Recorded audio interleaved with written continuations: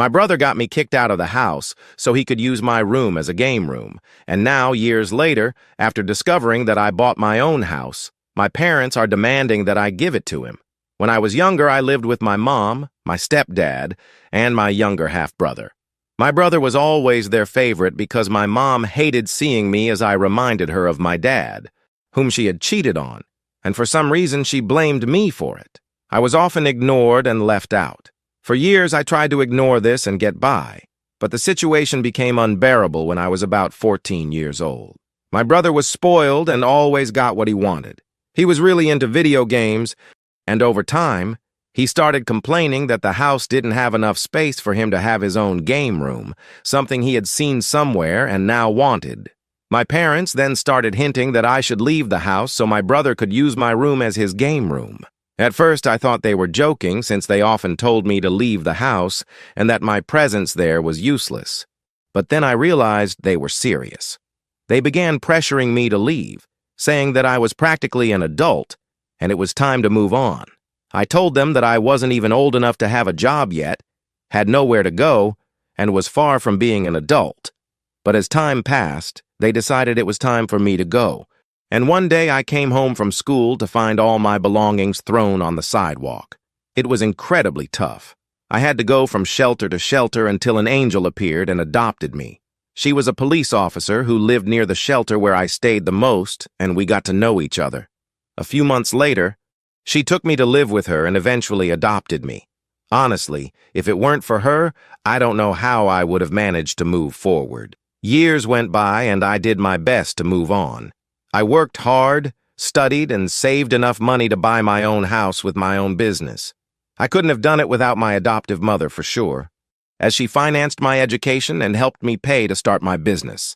Now that things were going well for me, I also bought a house for her so she could get out of renting. However, when my biological family found out that I had bought a house, and a house for my adoptive mother, apparently because the guy who sold me the house was a friend of my family, everything got worse again. It started with a message from my stepfather, dry and direct, as if he had never thrown me out on the street. "We heard about your new house. It was about time you did something for the family that raised you." That made me immediately nauseous. Family that raised me? The same one that expelled me at 14 so the little prince could have space to play gamer? The same one that never gave me a hug, everything will be okay, a plate of hot food when I went to sleep crying? The same one that left me at the mercy of the street without even wondering if I would survive? The next day, my mother called me. The last time I heard her voice was in a scream telling me to get off the sidewalk because I was disrupting the facade of the house. I answered on impulse, maybe wanting to understand how far they would go with this shamelessness. She didn't ask how I was. She didn't ask if I was happy, if I was healthy. No, she went straight to the point. "Your brother is getting married and needs a place to start his life. You don't need 2 houses." I felt such deep anger that my hand started to shake. I took a deep breath and answered as calmly as I could. "You want me to hand over the house I fought for years to conquer to someone who never had to fight for anything in life? Just because he's getting married?" And she, without hesitation, said, "He's your brother. Family helps family." I almost laughed. Family helps family. I slept on park benches, hungry and afraid. Family helps family. Where were they when I needed new shoes to go to school? Where were they when I was beaten in one of the shelters and no one showed up to visit me in the hospital? I hung up without saying anything else. I thought I would have peace after that, but I underestimated their capacity to cross all limits. Days later, messages from unknown numbers started. One of them said, "You're going to regret turning your back on your family." Another, "You have a blood debt to us." My adoptive mother even received an anonymous message saying she was interfering too much in a family that wasn't hers. That really got to me. I went to the police station to file a report. I already had contacts. I already knew what to do. I was different from the fragile boy they had expelled years ago. And more, I had a name, I had a clean record, I had proof. But it didn't stop there. What really made me explode was when my former schoolmate, now a neighbor of my biological parents, told me that my mother was going around telling everyone in the neighborhood that I was ungrateful, that the house I had bought was an inheritance from my father, the same father she cheated on and hated, and that I had renounced my blood for money. That was the last straw. If war was what they wanted, war is what they would get. That night I didn't sleep. I tossed and turned in bed, mulling over every word, every unresolved memory, every scar they had left on me. It was as if, after years of rebuilding myself, they had torn a piece of my soul and spat on it with contempt. I wasn't going to let it slide. For the first time, I decided to face it head-on. Not for me, but for that 14-year-old version of myself, who cried hugging his own clothes thrown on the sidewalk while his brother got a PS5 with the money that should have been for my school uniform. The next morning, I went to the neighborhood where I grew up, not because I felt nostalgic, but because I wanted to look them in the face and show them what they had lost. I parked my new car in front of the old peeling house that I was once forced to call home. It was still the same colorless place, but now with more cracks, more trash in front, and an even more decadent air. I rang the doorbell firmly, knowing that hell was about to begin. The one who opened the door was my brother, now in his early 20s with a beer belly that didn't match his age, and the same spoiled look as always. When he saw me, his eyes widened and he tried to force a cynical smile. "Hey, bro, did you come to hand over the keys?" I laughed. In his face. A dry laugh, one of those that burns in your throat from so much accumulated contempt. "No, I came to tell you that if you or our parents contact me again, I'll take you all to court for moral harassment, slander, and attempted extortion. And I have proof. Oh, and one more thing," I said, taking my phone out of my pocket and showing the recording of my mother's call, the messages, the screenshots of the threats. "The lawyer already has all of this." He went pale. "You're exaggerating. It's just a house." "It's not just a house. It's my life. It's everything I conquered with sweat, tears, and an immense desire to never again depend on people like you." He tried to argue, but my mother appeared at the door. She still had that look of disdain, as if I were a stain on her family's perfection. But something changed when she realized I was serious, very serious, when she saw that I was no longer the quiet boy, but a man who knew how to defend himself. "Are you really willing to turn your back on your own mother?" "I don't have a mother. The woman who raised me is doing very well in the house I gave her. You just gave birth to me, and even that, and maybe it was against your will." She was speechless. For the first time in my entire life, I saw my biological mother without words, and it was in that silence that I said goodbye. Not with tears, with relief. I went home that day with a light heart. I knew it wouldn't be the end of the war, but I had taken the first real confrontational stance. I was no longer running away, and they realized that. But as I predicted, they didn't back down, and their next attack would be dirtier than I could imagine. I should have predicted that they wouldn't accept a no. People like them don't back down. They just resort to the next lowest form of manipulation. And that's exactly what they did. Less than a week after my visit, my phone rang again. It was a social worker. At first, I thought it was some bureaucracy related to my business, maybe some inspection process, but the call shocked me. "Sir, I received an anonymous report saying that the lady who lives with you, your adoptive mother, is being kept in abusive conditions, that she's being prevented from leaving the house, that she's being financially exploited." Right then, my blood ran cold. Not because of the content of the report, because it was obviously false, but because I knew exactly where it had come from. "I can guarantee that this is absurd," I said, swallowing my anger. "My mother is free, independent, and her money is safe. She has a card, a bank account, and more freedom than many people out there. But if you want, you can come here and talk to her personally." And that's what they did. 2 days later, they knocked on my door. A social worker and a representative from the elderly council. They asked questions, inspected everything, talked to my mother, and when she understood what was happening, her eyes filled with tears of indignation. "They're trying to destroy you again, my son," she said, hugging me tight. "But now you're not alone. They won't succeed." When the agents left and saw that everything was perfectly in order, I asked them to register in an official report that the complaint was unfounded. But I wasn't going to stop there. I called my lawyer, and this time I took the word lawsuit seriously. Enough veiled threats. They had crossed a line that should never have been crossed. Meanwhile, rumors started appearing on the city's social media. My parents, of course, were spreading stories that I had bewitched that policewoman, that she adopted me out of interest, and that now I used her money to buy houses and show off. As if I hadn't spent years selling candy on street corners to pay for prep courses, as if I hadn't made every damn delivery, worked as a waiter, alternated between shifts, sleepless nights, and days studying until I fell asleep. I could have ignored it, let it go, but something in me burned for justice.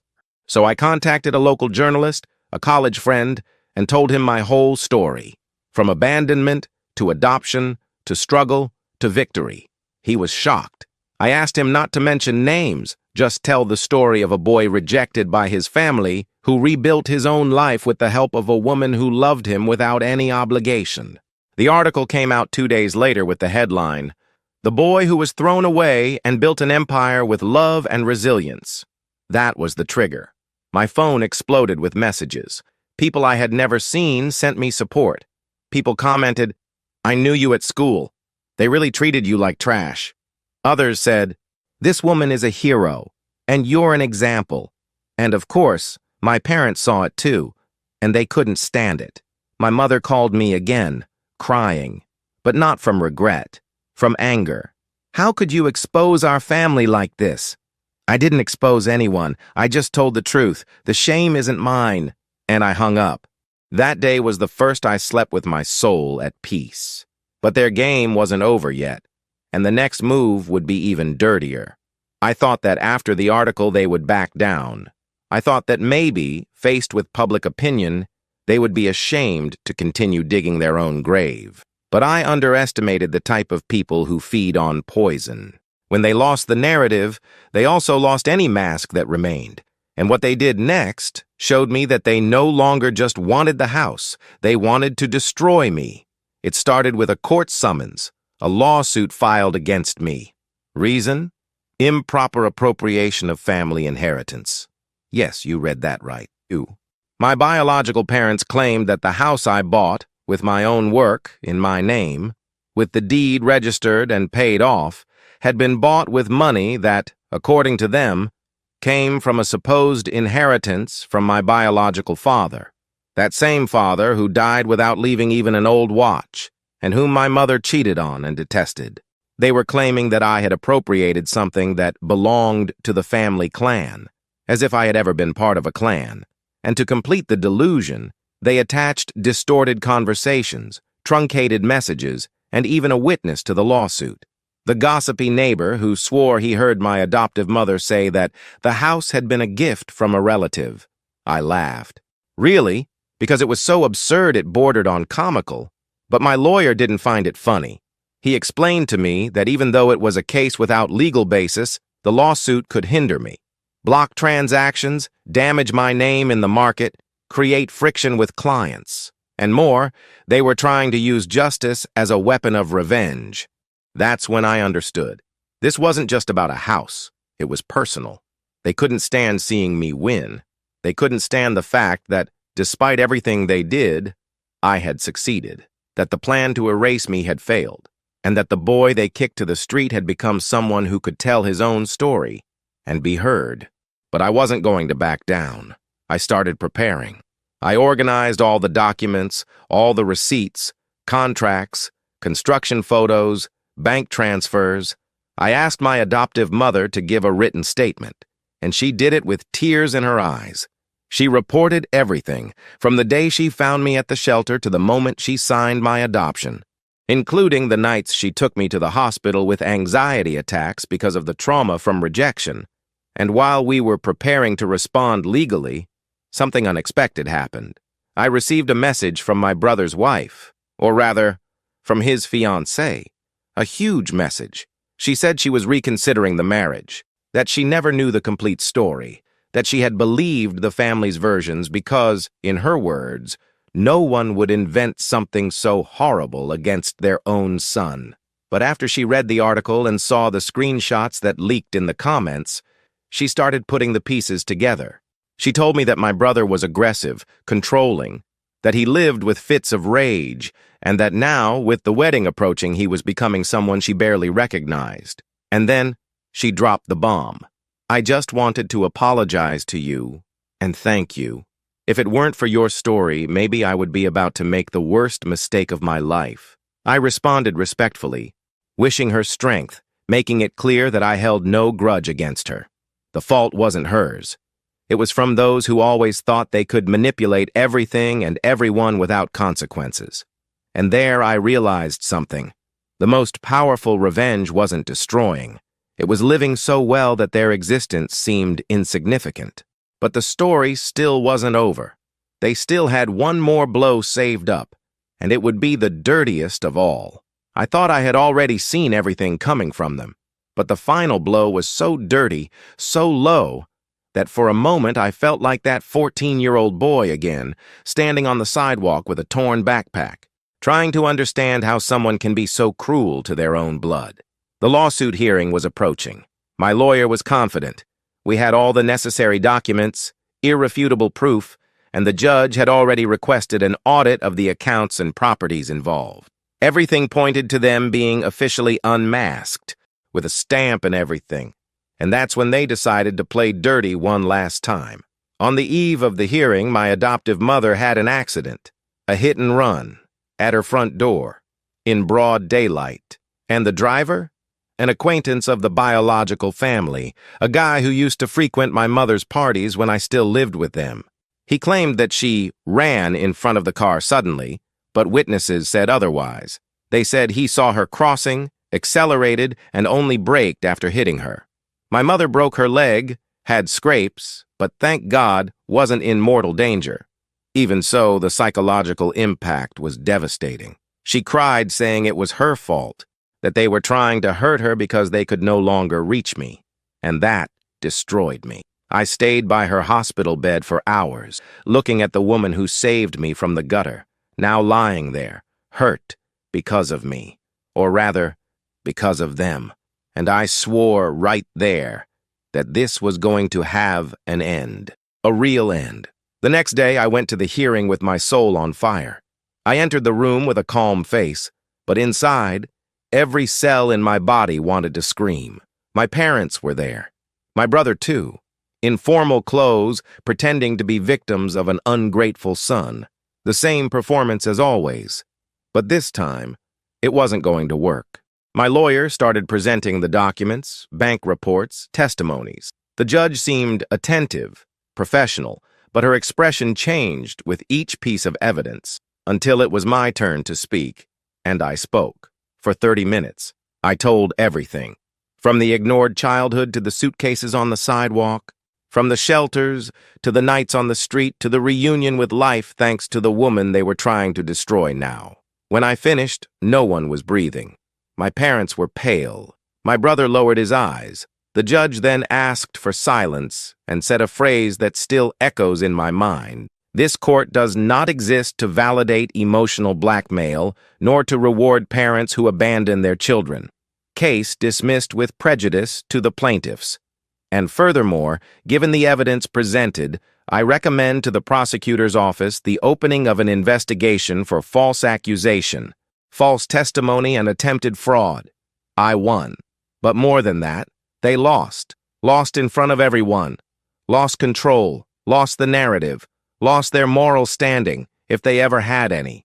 And it still wasn't over. I filed a lawsuit for moral damages. I demanded a protective measure for my adoptive mother. I filed a report against the hit-and-run driver, and I initiated judicial freezing of my brother's assets, since he was using his fiancée's company name, who had now canceled the wedding, to launder money from illegal online gambling. Yes, I went all the way, because they deserved every second of consequence. I went home that night and found my adoptive mother waiting for me with a tired but genuine smile. She hugged me and said, "Now you're free, my son." And for the first time, I felt it was true. But there was something that still needed to be done, something I owed to my inner child. And it would be the final piece of this story. The lawsuit was over. Justice was done. But I still felt empty. Something inside me remained restless. as if the wound had been closed, but still pulsed from everything that wasn't said, from everything I had to swallow over the years. I didn't just want justice on paper. I wanted them to hear me. I wanted them to look me in the eyes and see, really see, who they had lost. That's when I decided to organize a meeting.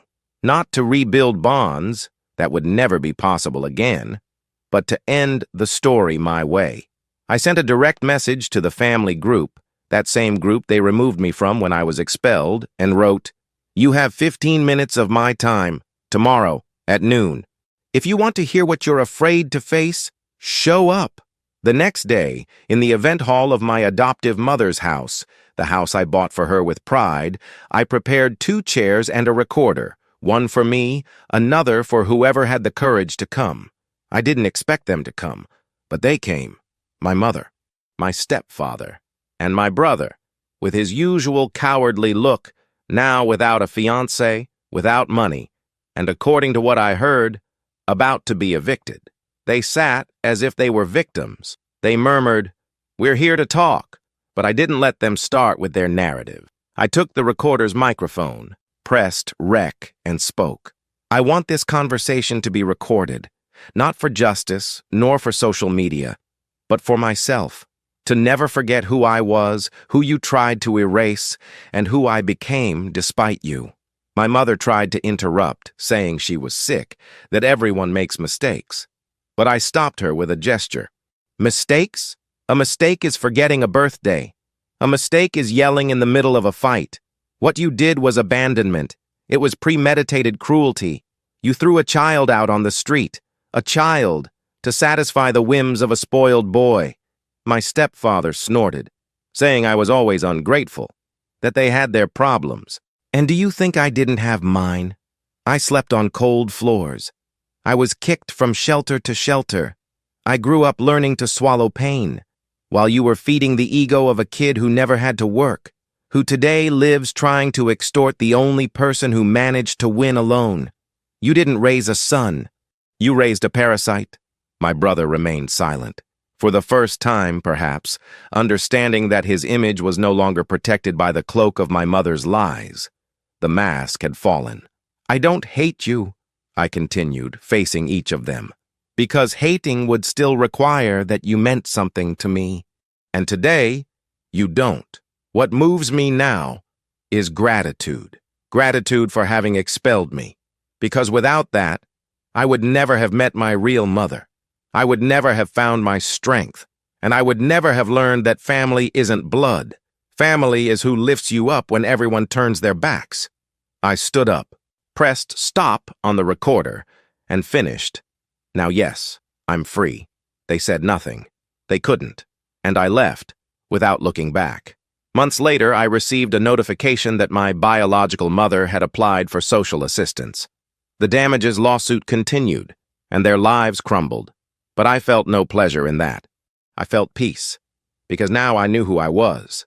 I knew what I had conquered, and above all, I knew that my story was one of victory, not revenge. Today, I give lectures on overcoming adversity. My company grew, and my adoptive mother, my real mother, lives with me, full of health, surrounded by friends who treat her like the queen she is. And every time I look in the mirror, I see not only the reflection of someone who won, but the calm gaze of someone who went to hell and came back building bridges.